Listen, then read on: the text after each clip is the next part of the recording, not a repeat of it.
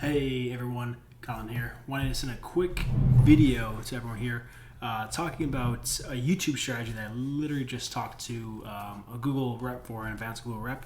Kind of was going back and forth on just different strategies that we could use in 2022. And we kind of started talking more about YouTube and how to best use that for e-commerce, specifically in a little bit of SaaS. And naturally, I asked about kind of YouTube Shorts and how that really evolves into kind of today's strategy overall. And I kind of learned some interesting things on that side.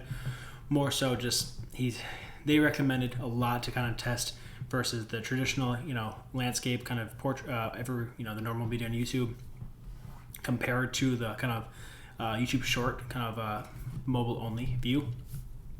Right now, the main thing is we still cannot actually target YouTube Shorts and like that. That is still coming in Q3 or Q4. No like exact timeline, and then also we'll be able to have a product feed attached to that as well for all you e-commerce people. So that's gonna be, I'm really excited for that. I think that's gonna be a killer, especially like on remarketing and stuff like that.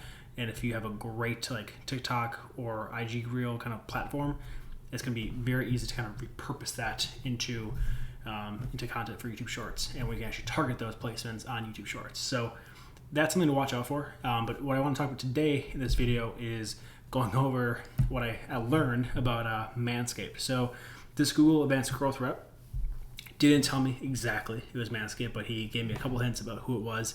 And after some little research and a little wink back and forth, could very well kind of came to realization that it was Manscaped. And he kind of oversaw some past spending on how Manscaped works and how they kind of view Google Ads strategy as a whole, and also how YouTube fits in their kind of platform of a strategy. So I wanted to talk about that quickly today and kind of see and just give you guys ideas kind of how you can run YouTube ads in the future and how to properly maximize results, both spend-wise and profitability-wise on YouTube. So as a thing that he kind of led with was he honestly sees across the top spending Google accounts, most YouTube accounts will never really get over a 2x return. Mostly he says it's not the platform for it, even with engaged view conversions and the new enhanced conversions. He says most high spending YouTube accounts will never get over 2x, which I kind of do agree with. Like, it is very hard to get a very high return unless your AOV is really, really high. One of my recent YouTube kind of success clients, e-commerce, the AOV was about 180 to 200, and we got about a 5x return on remarketing for like cart abandoners, stuff like that. So that was pretty easy to get, but kind of outbound, top of the funnel, 2x he says is kind of the highest you shoot for, and realistically most advertisers should be shooting for a 1-to-1 return, which is pretty interesting. And he said, like, if you're trying to get to about 10 to 50K a day on YouTube, he kind of said that 10K was like the threshold there, is once you get past that point, you should stop going for like a very high return and more sort of like a 1-to-1 ratio to increase your overall customer list, and then kind of go from there and try to get them in the back end more on the LTV side of everything. But what he transitioned to, which I thought was pretty interesting, was Manscaped, when he was part of the team, was actually not even going for a 1 return.